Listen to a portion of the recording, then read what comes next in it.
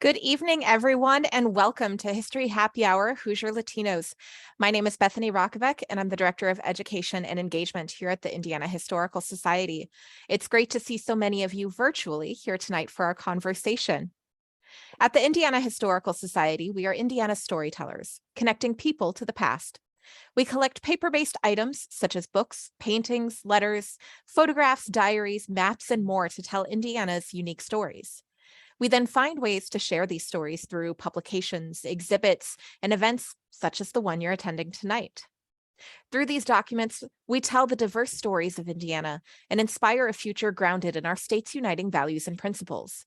Tonight, we are celebrating the recent release of Hoosier Latinos, A Century of Struggle, Service, and Success by Nicole Martinez-LeGrand and Daniel Gonzales. And we're celebrating tonight with the authors themselves. Thank you both for joining us. Now, before I fully introduce our authors and scholars, I do want to share just a few pieces of logistics with you tonight. For this event, Nicole, Danny, and myself will chat for around 35 minutes, and then we'll open it up to your questions and answers. If you do have any questions tonight, please feel free to drop it in the question and answer box that you'll find at the bottom of your Zoom window. We'll keep an eye on those questions and we'll pepper them in as we get to the second half of our program. If you would like to add anything to the chat box tonight, just make sure that you set it to reply to everyone or just to our panelists if you'd like to send a direct message to us. Behind the scenes tonight, we have Marissa, who will be sharing some links in the chat box throughout our program. But don't worry if you don't have the opportunity to click on them. We will be sending all of those out in a follow-up email tomorrow for you. And last, this program is being recorded. You can catch the replay on our website, indianahistory.org, or on our YouTube channel in the coming weeks. If you enjoy this program, I hope that you'll consider coming back for more. Just one moment. Our next History Happy Hour, our final one of the year, is going to be on December 8th, looking at the 150th anniversary of LS Ayres. And just next week on Tuesday, we're going to be having our next installment of Equal, a Work in Progress, Defining the Ideal Citizen. This interdisciplinary conversation will look at the eugenics movement in Indiana and how policies on reproductive rights, immigration restrictions, and more allowed a select few to curate citizenship rights around those whom they considered, quote unquote, undesirable. This conversation is going to be moderated by Nicole, so we're thankful again for her time and energy in that conversation. And if in-person programs are more your speed, I hope you'll join us for the Festival of Trees, which is happening now. Our annual Good Cheers and Ugly Sweaters event is back. Don your favorite apparel and wander our Festival of Trees while sipping on some local brews, cocktails, wines, and spirits. You can sign up for that and more at indianahistory.org. You can find out all of the information about this and all of our upcoming programs. And so without further ado, I'd like to introduce both Nicole and Danny tonight. Nicole is a third-generation Hoosier Mexican-American and has been examining Indiana's Mexican diaspora as the Indiana Historical Society's Multicultural Collections Curator. In 2021, she won an Outstanding Community Leadership Award for her work, focusing on community building and development. And Danny, as an E. Desmond Lee Fellow, earned a master's degree in museum studies from the University of Missouri, St. Louis. After working as a researcher, curator, and historian, he became the Director of Exhibitions Curation here at the Indiana Historical Society. Nicole, Danny, thank you both so much for joining us tonight. It is an absolute pleasure to get to talk more about Hoosier Latinos with you both. Thank you. So I want to start us off, while I do want to get into some of the stories from the book, I want to start us off with where this project really began. Can you give us some background into not only the book, but how it came to be? Where did the idea for this book begin and how did it come to fruition? Well, I guess I can kind of kick off that question. In 2016, leadership looked at our holdings, our archival holdings, and examined what voices were missing from Indiana history. And so they pinpointed Latino and Asians. And so through a grant through the Lilly Foundation, they put out call for somebody to lead this initiative, I was eventually hired in 2016 to help fill in this historical gap. Apologize. Danny, do you want to take Yes. the Sure. last part of that question? Yeah, so I started in 2018, and by that point, Nicole had crisscrossed the state, right, going into people's homes and businesses, and really adding to the existing historical narrative around Latinos in the state in a way that was really groundbreaking, I think. So by the time I started, we were in a great position to put together an exhibition. And so Nicole and I got to work together, and we met for months talking about sort of the logistics of how do we take this 100-year story that spanned the state, that spanned individuals from dozens of countries, and try and create a narrative around that. And what ended up coming to be was really just the start of the story, right? It was far from encyclopedic, but I think told a lot of stories that hadn't been shared in a museum display before. And so we did the same thing. We had an exhibition as well on the Asian community. And following those, we were able to get funding to take the content of these exhibitions, build on that, and the end result is this book. That's so exciting. So obviously, so I've got a couple pictures that I'm showing here just to give a bit of a flavor of the exhibit, and we'll go a little bit more into that.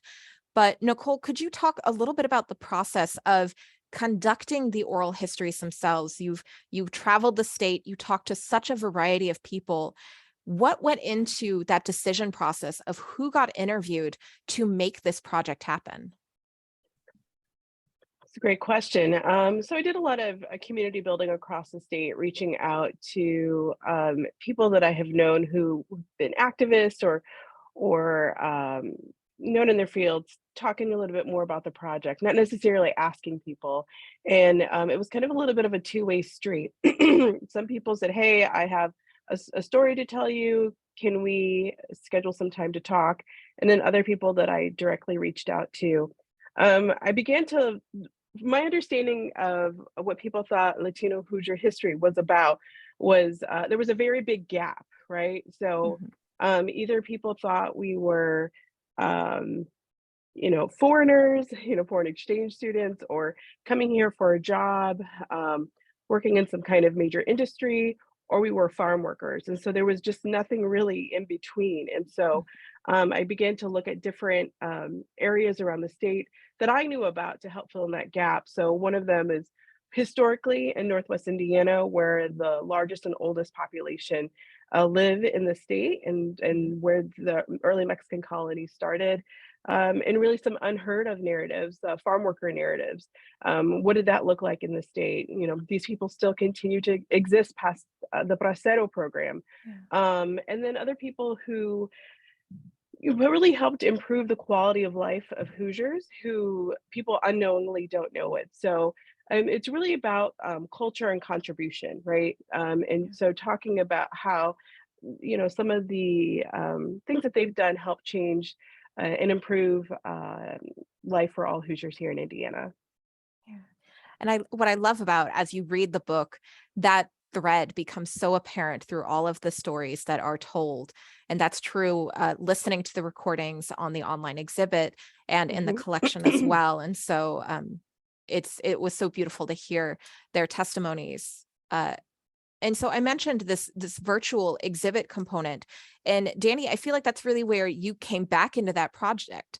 Could you talk a little bit about how you took the physical exhibit prior to the book and turned it into a virtual exhibit for people to interact with? Sure. Yeah. I think, the work really began with that physical exhibit, trying to find the places where we can structure this story.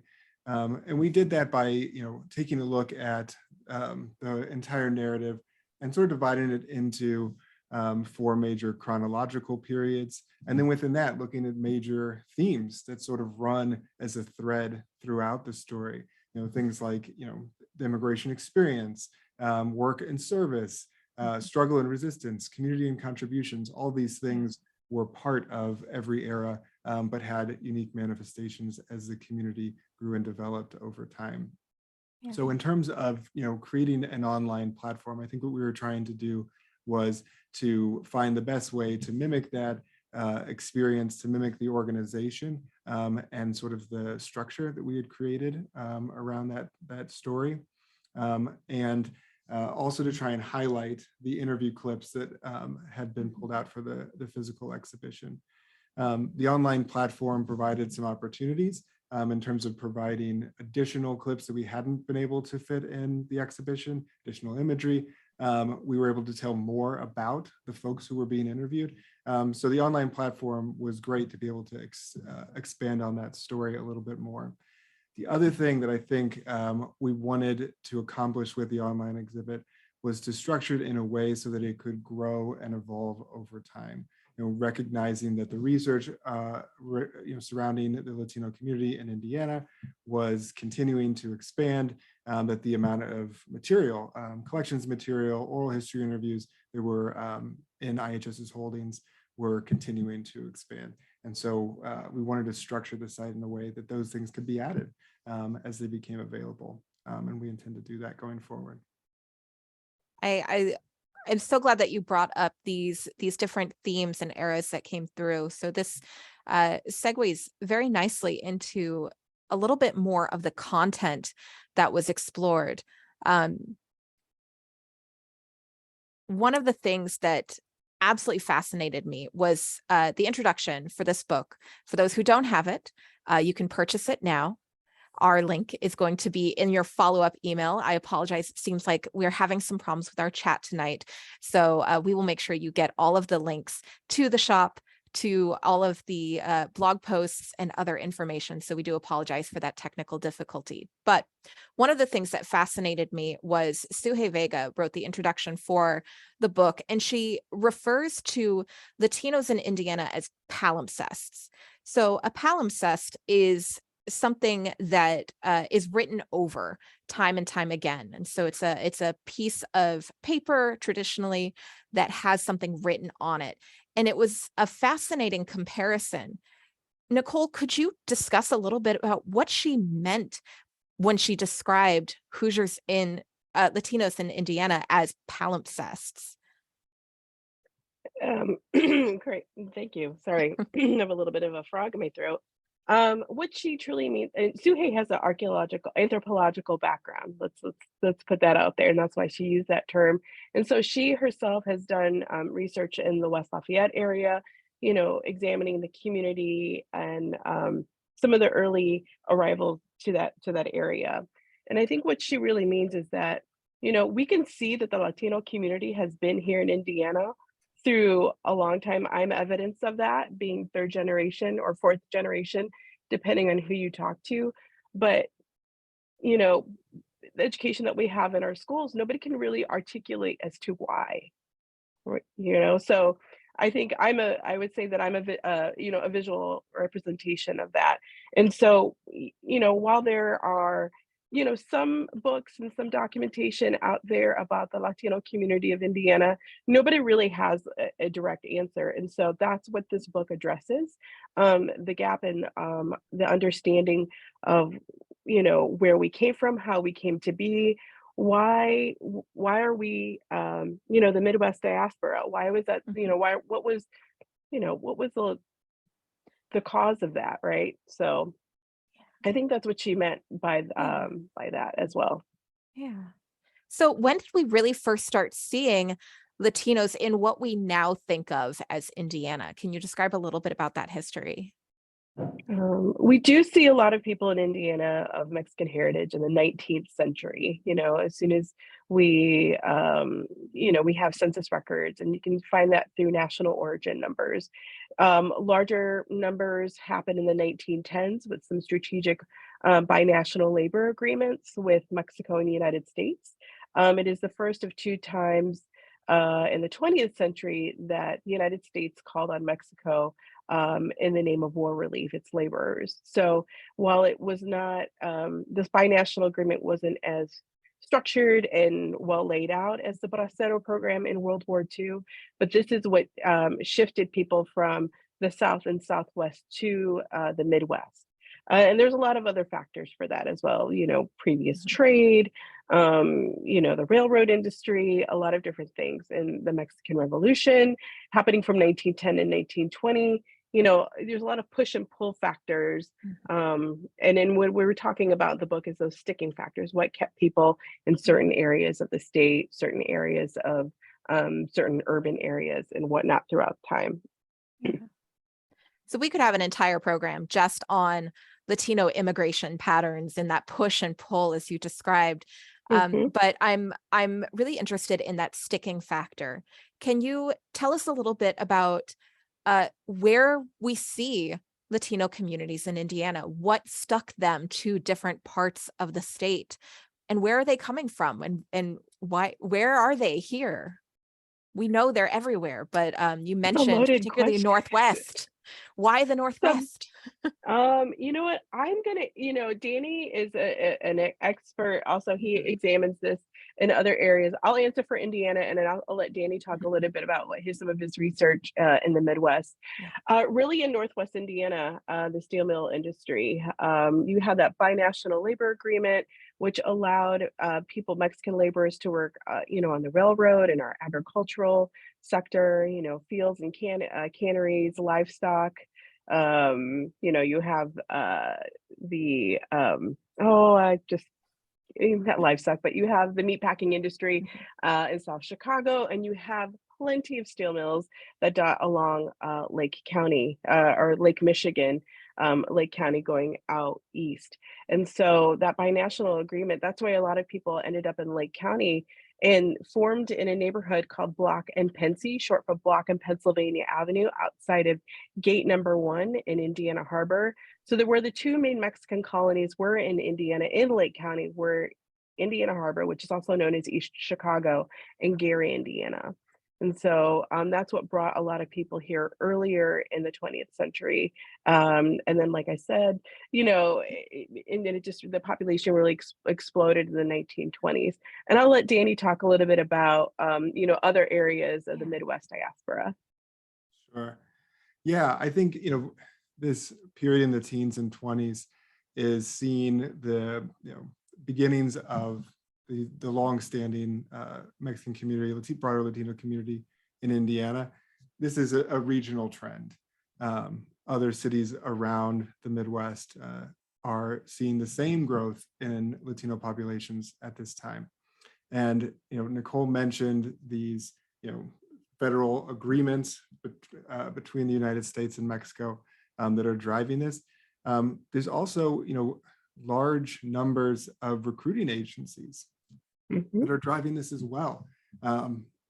Recruiting agencies in Midwestern cities going to the border, going to Mexico, recruiting labor directly from there, workers directly from there, and bringing them to the industrial Midwest.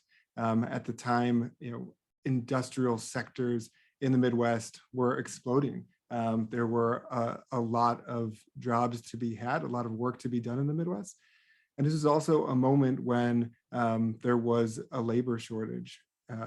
So this was driven by World War I. You had restrictive immigration policies in the 1920s, particularly 1924 Immigration Act, which restricted immigration from Eastern and Southern Europe, but had exceptions for folks in the Western Hemisphere. So Mexican workers were needed in the Midwest, and there was a whole infrastructure of recruiting to bring them. And as the 20th century goes on, you have programs like Bracero that are bringing primarily agricultural workers, but some other kinds of workers as well to the Midwest. And that sort of continues to build. The Bracero program, I think, runs until 1964. Is that right? Into the It was the early 60s. Now you're making me doubt myself. Yeah. And so folks who are coming and working as agricultural workers, many of them transition into industrial work as the 40s and 50s go on. So sort of gives you, I think we could go on more, but it sort of gives you some examples of the ways in which, there is a sort of, path and a driver for folks to come to the Midwest, and that, big reason that they are coming in a lot of cases is work, and the sort of recruitment for that work. Yeah. Well, and that historical context that you provided as well to kind of place these immigration patterns in context of what's happening, World War I, our different immigration policies help better understand some of those movements as well. So thank you for helping to bring in some of that context. Can you describe a little bit about the experience of the different communities throughout the state? You mentioned that there was the agricultural sectors, the industrial sectors. Were there differences in the experience that they had with their, their American communities as they were coming in? Were there any differences in how the agricultural workers versus the industrial workers were treated by their communities as they experienced their time here and continue to form their communities? Yeah, I would say I think one of the big things that is driving sort of a big aspect of the experience of Latino immigrants is sort of the density of the community that they're entering into. So if you look at, Northwest Indiana, if you look at Indiana Harbor, you have a large density of primarily Mexican immigrants, but broader Latino immigrants in that area.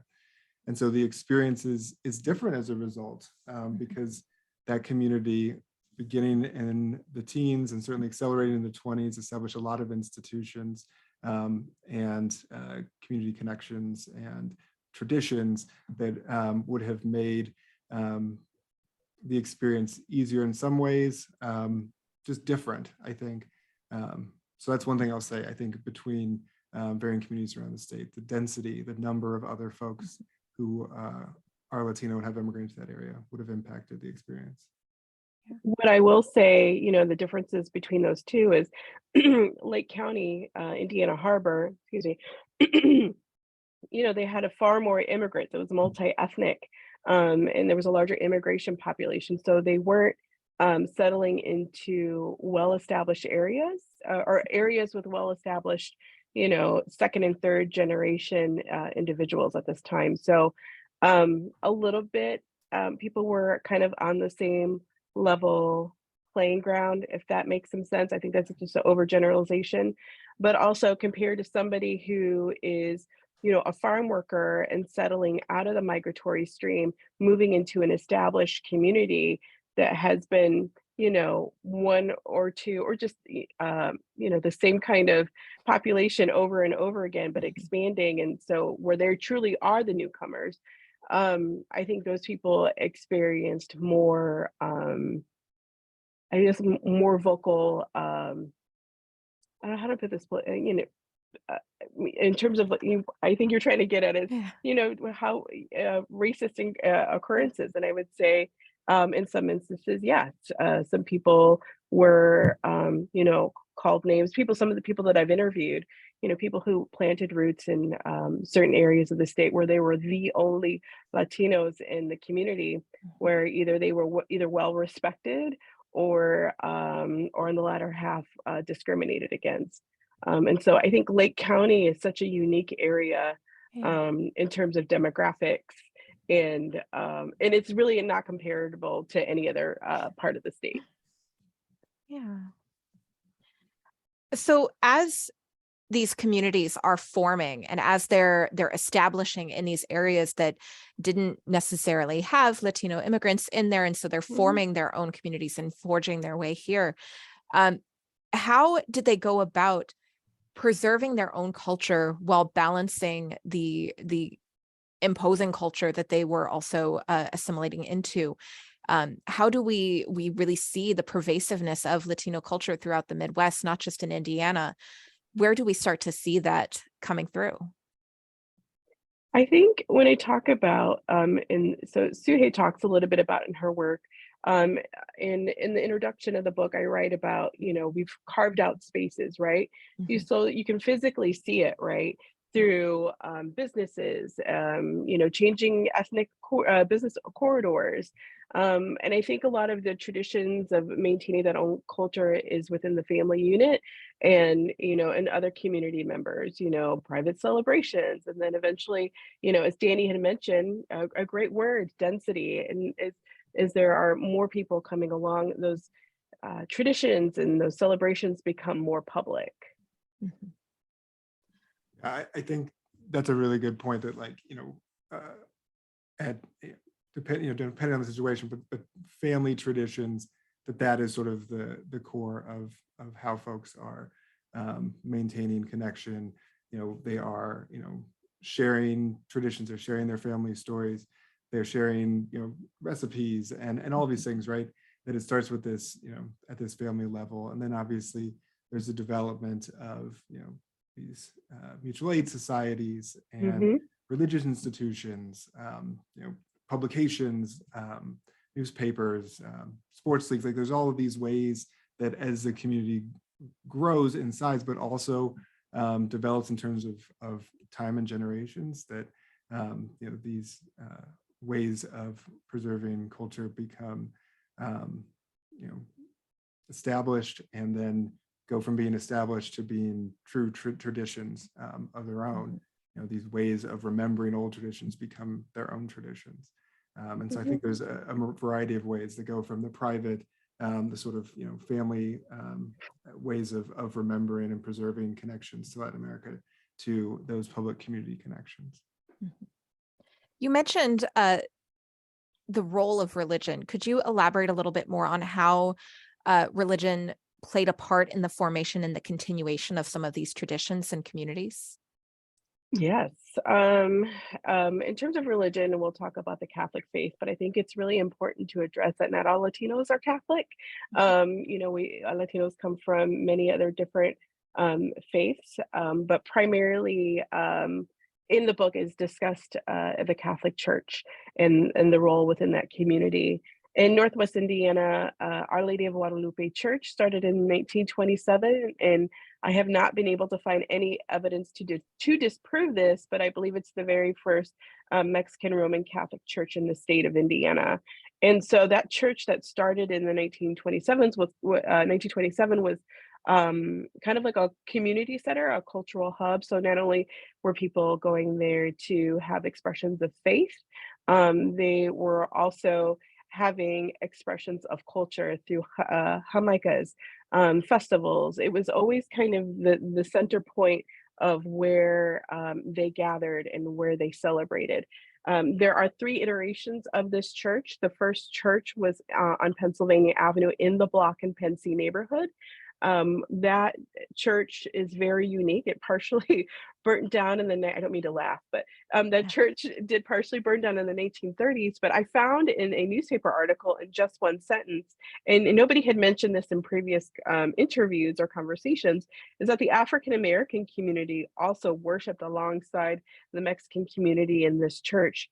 And so after they rebuilt the church and examined being much too small of a physical space for a growing community.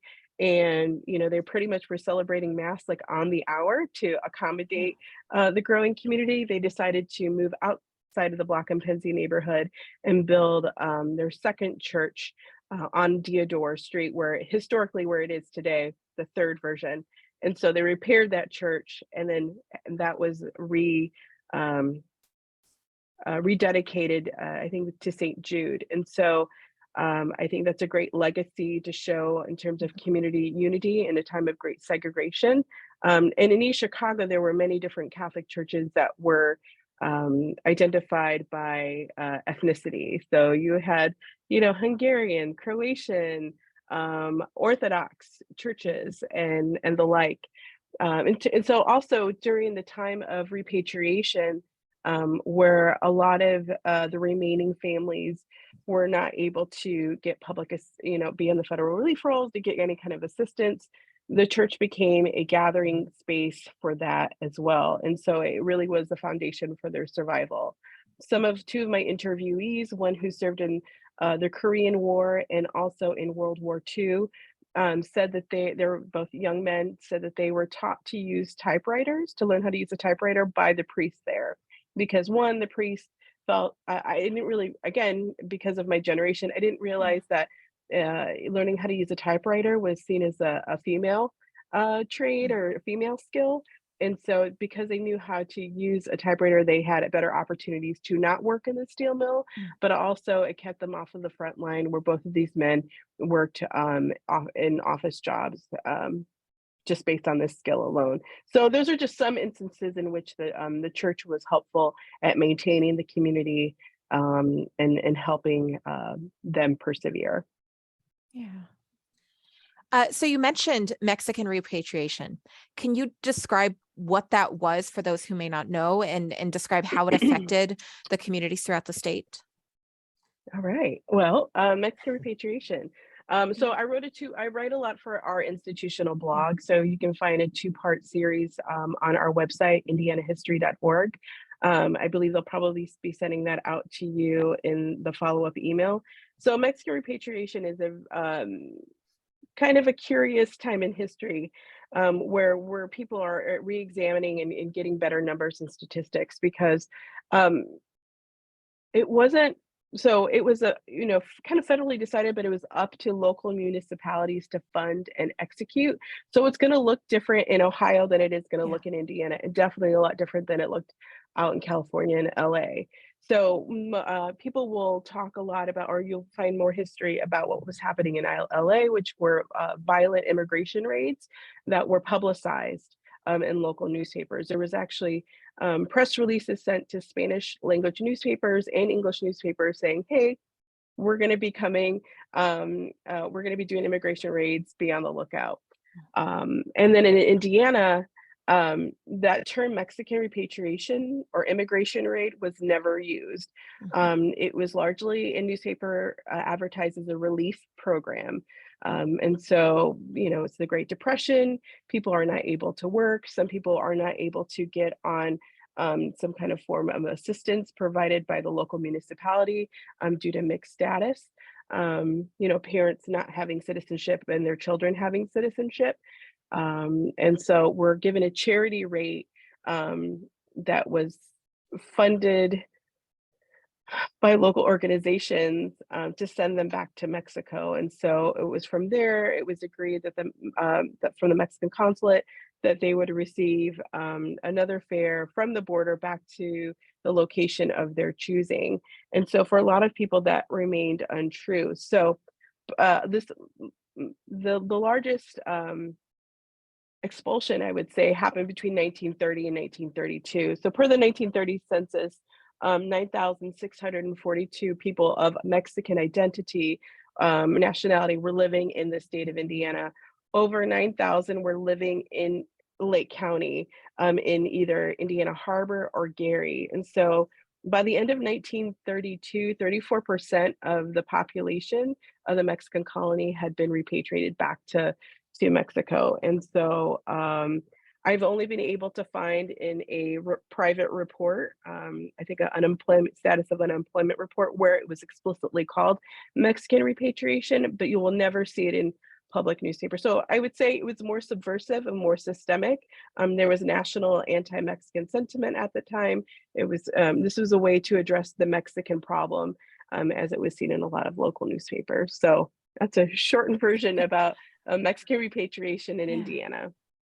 Yeah. I think the important part to remember about this is, while these weren't formal deportation programs, right, where the federal government is forcing people to, it was highly coercive.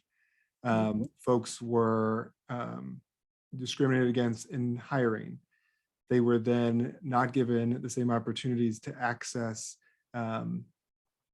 aid, assistance during the Great Depression when things are very difficult. And then they're offered discounted or free rail fare if they will get on a train and not get off until they reach the border.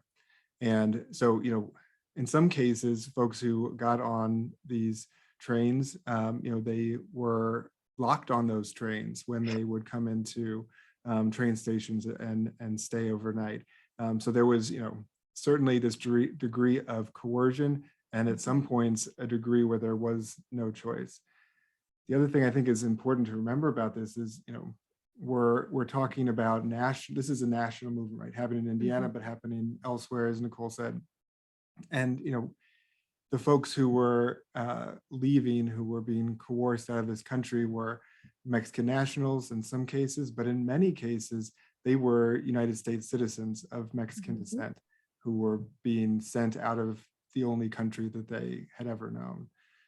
And so I think it's a moment in history that needs to be remembered, and that there's a degree to which we need to sort of reckon with what happened in a way that we haven't yet. Yeah. National estimates are at 400,000, and the present estimates today, doing research, estimate that to be over 1 million.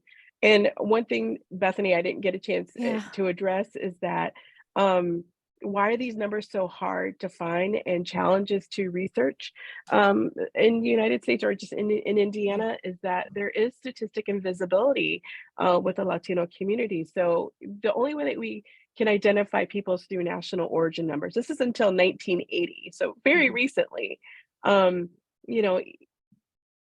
I think to go further back outside of this, people need to understand that up until 1848, the border of Mexico was only 500 miles away from Indiana, right? So a third of the western part of the United States was indigenous and Spanish speaking. It was Mexico until the Treaty of Guadalupe Hidalgo. And thanks for putting up that map. So Indiana became a state in 1816.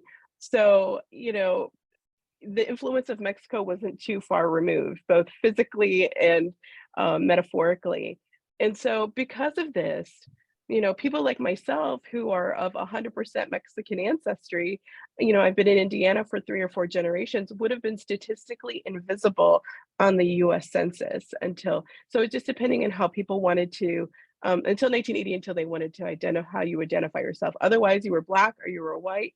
And then if you can, if they asked you what language you spoke, or where your parental lineage is, it's a really hard number to tease out until 1980, until that was corrected on the US Census.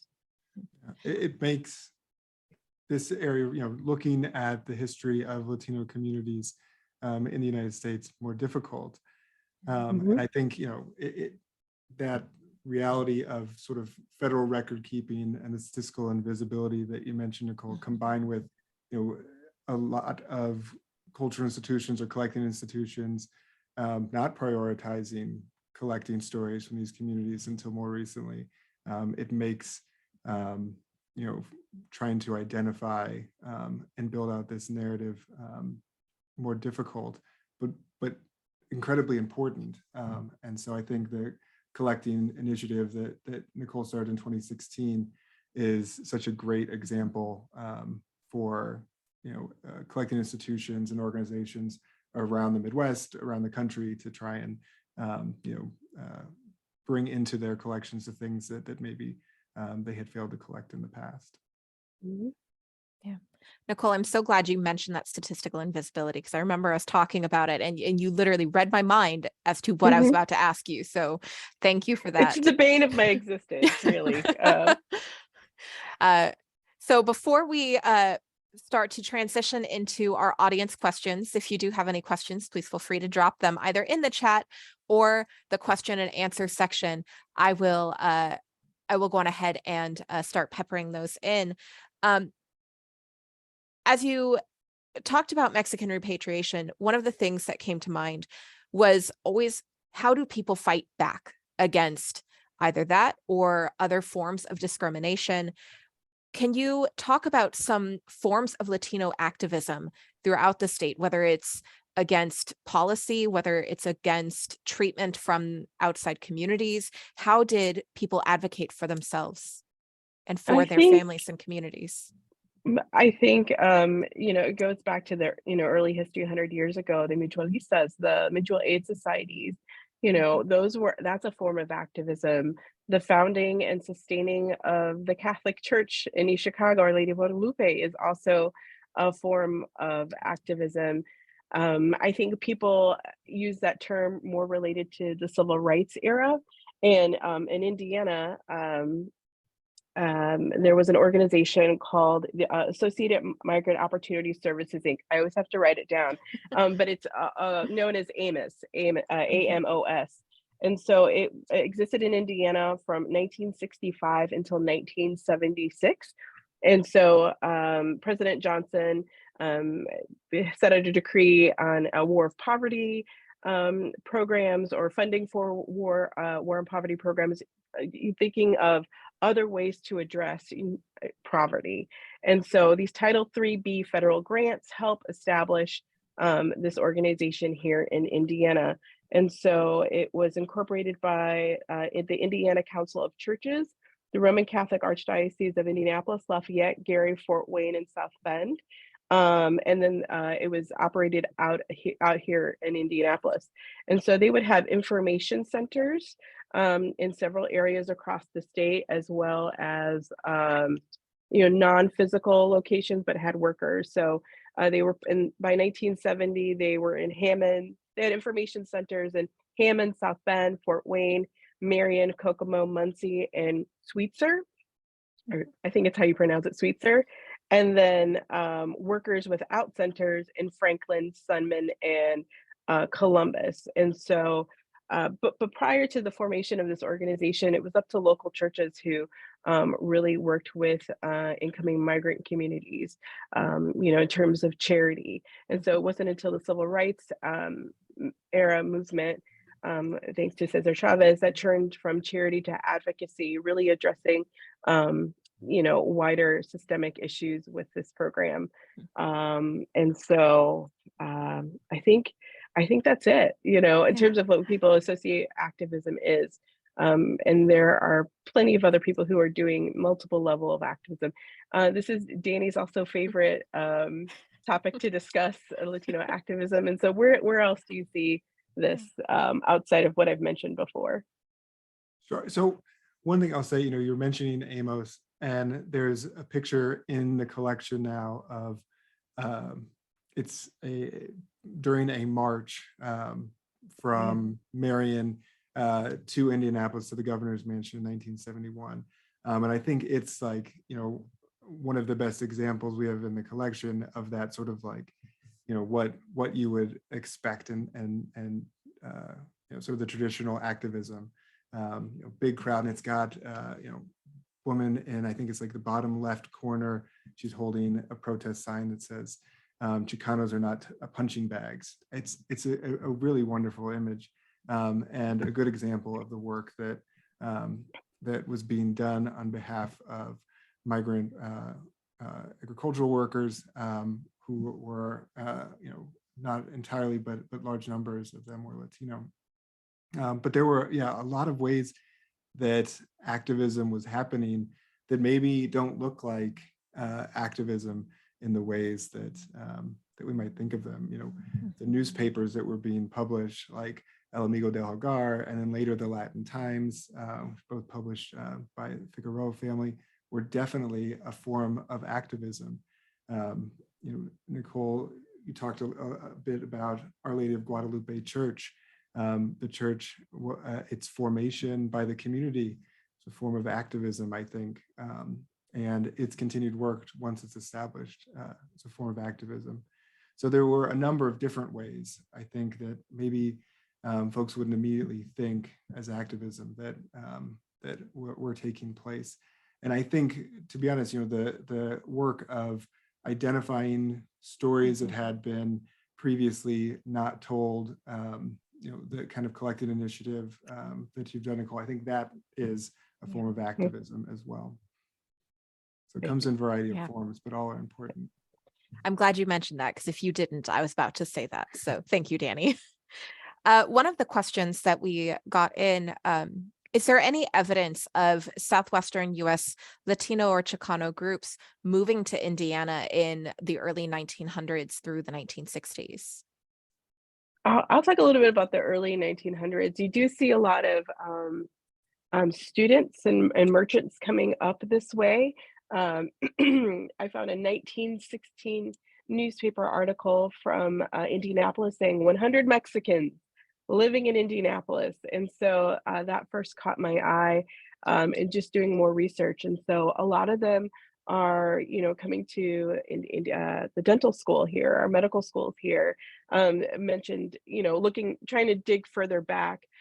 Some are merchants who have been doing trade. Like I said before, Mexico was only 500 miles away from the Indiana border. And so you see a lot of merchants here in Indiana. What a lot of people don't know is that the Mexican consulate began in Indianapolis in 1907.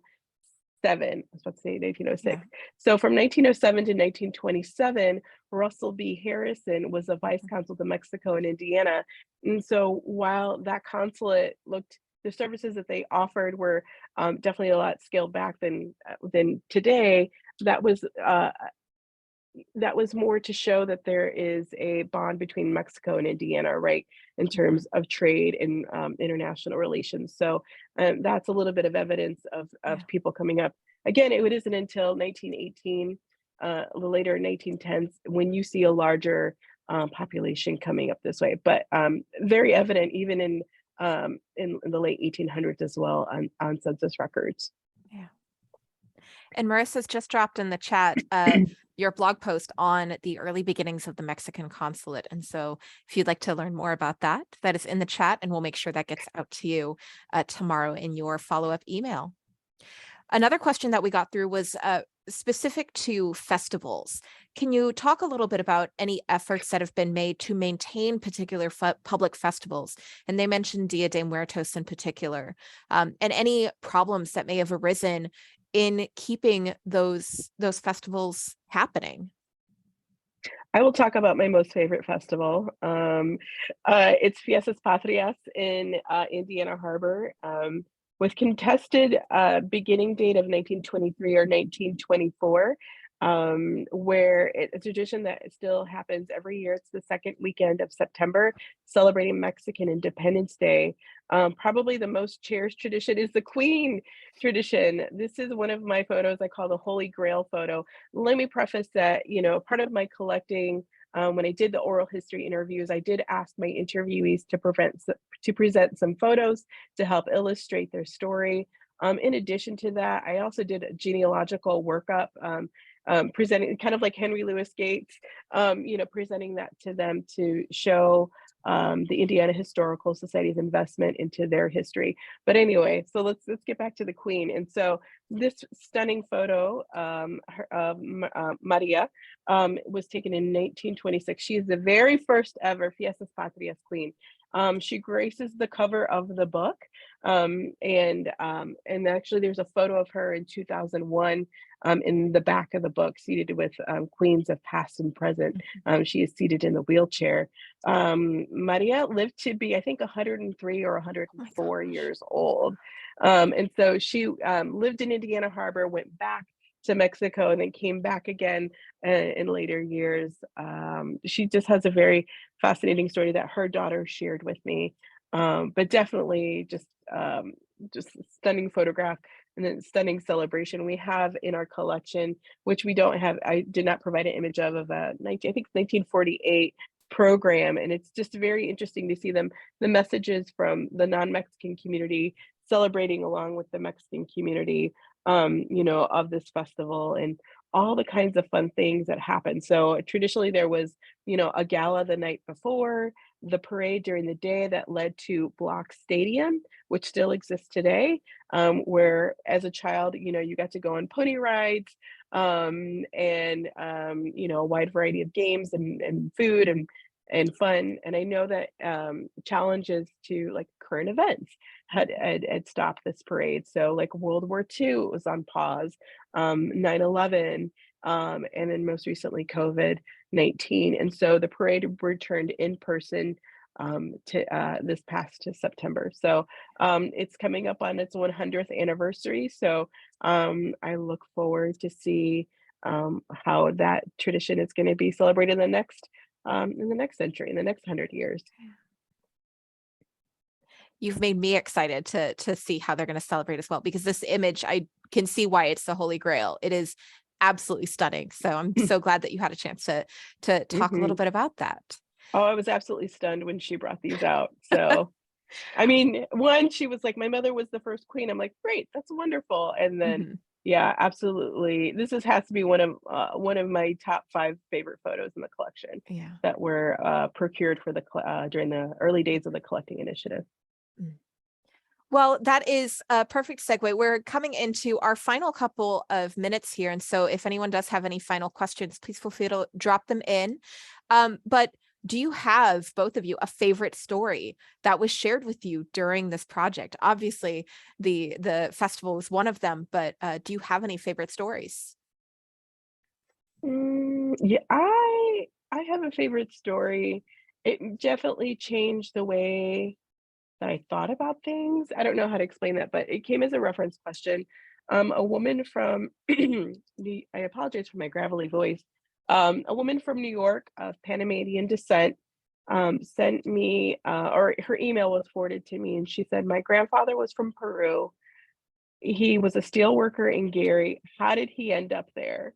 And Mhm. so I do get a lot of questions like that. So I love a good genealogical challenge. And she shared some other information with me.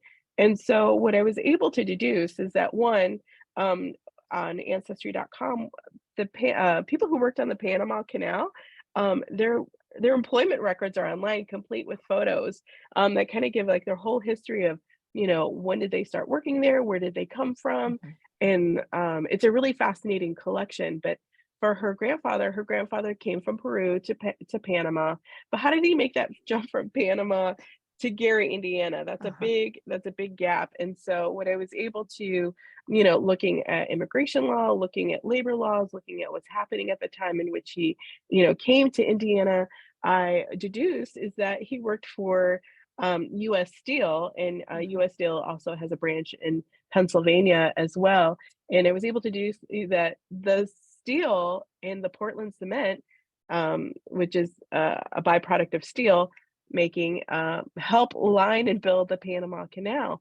And so while at that time in the 1920s, it was illegal to recruit foreign labor, meaning that you would go into different countries to recruit.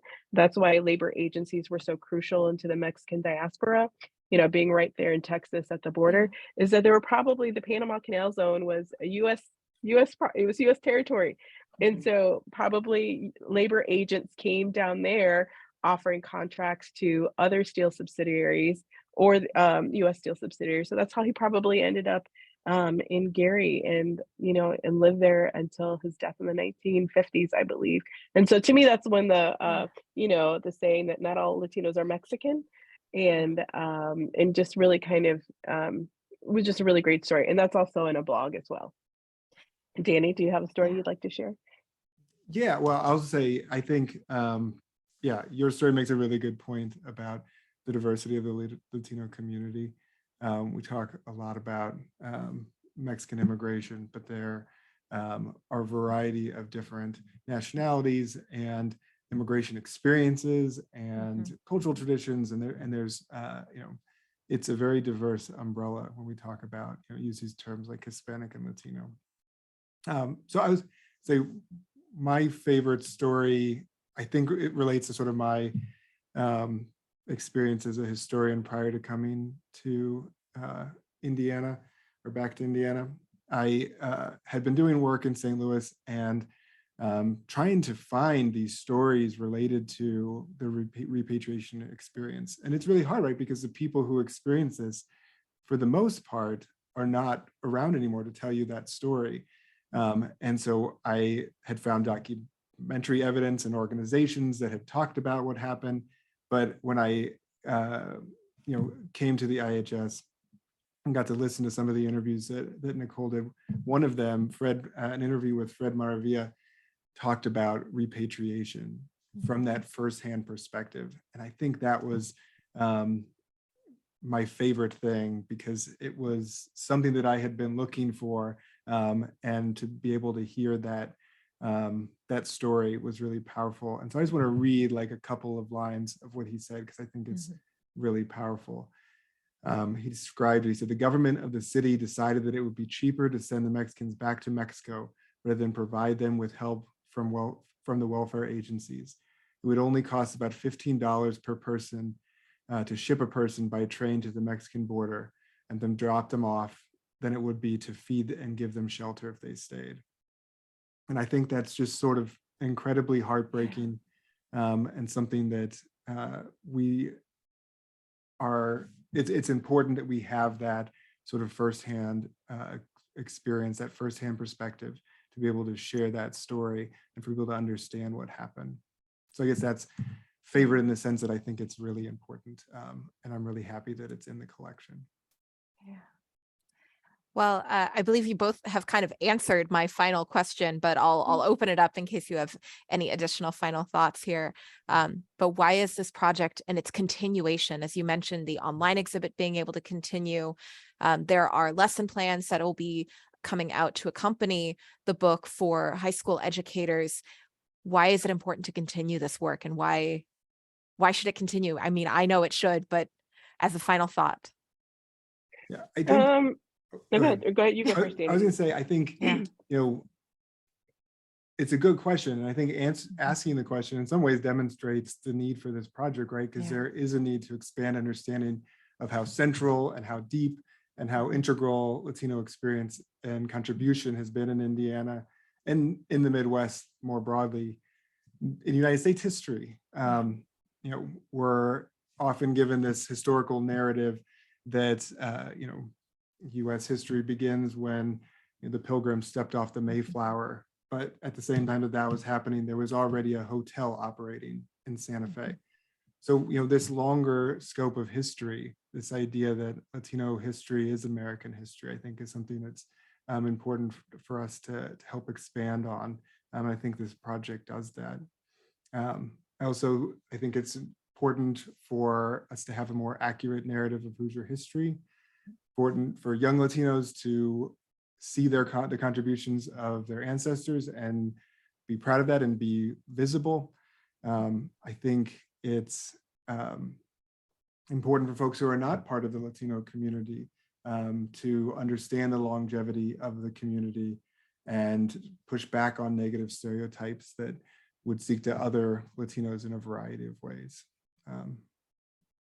So I think this project is important because, at its simplest point, everybody deserves to have their story told as well. I guess for me, I think this project is great. We still have a lot of ground to cover, a lot of stories to preserve here and to tell.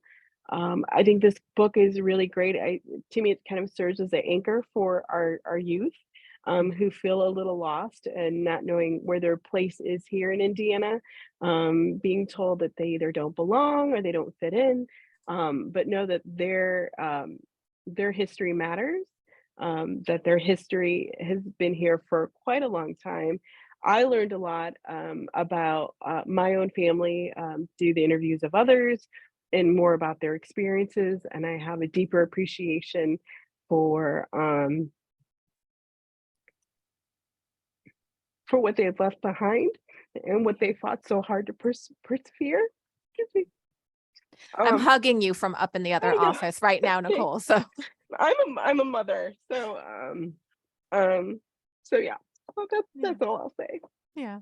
Oh. Well, I'll share something that Monica put into the chat. She said, your work helps us rethink and reimagine the history of Indiana. Congratulations to you both. Truly, it is astounding work. And I am so thankful that I've been able to watch it flourish over these past few years and help to see it continue to grow and watch it continue to grow. So thank you both so much for your time and your energy tonight. It has absolutely been a pleasure. And so thank you for taking the time to chat with us and share these stories with us. Thank you so much. And thank you all for coming tonight. Of course. Yes. Thank you. Thank you to our audience for joining us. I hope that you enjoyed this program and that you'll consider coming back for more. As we mentioned at the top of the program, you can hear more from Nicole on Tuesday, November 22nd, where we'll have our discussion on equal a work in progress, defining the ideal citizen. This interdisciplinary conversation looks at the eugenics movement in Indiana and how policies on reproductive rights, immigration restrictions, and more allowed a select few to curate citizenship rights around those whom they considered quote unquote undesirable. We also have Festival of Trees, which is going on in full swing. And so along with that, and visiting the trees and wandering through 75 beautifully creative decorated trees, you can take part in events such as the annual author fair on December 3rd, where you'll see both Danny and Nicole signing copies of the book, I believe. And so come see them in person. You can also participate in our last happy hour on LS Airs on December 8th and our annual Good Cheers and Ugly Sweater event on December 16th. We'll post this conversation on our YouTube channel and our website in the coming weeks. In the meantime, you can watch all of our previous History Happy Hours on YouTube. And you're going to get an email from us tomorrow or tonight when you log off of Zoom with a survey. It takes about 1 minute to complete. We'd love to know what you thought about this program and how we can continue to make our programs better for you. Thank you all so much for attending. I hope you stay safe and healthy, and I can't wait to see you at a future event. Thank you all. All right, thanks.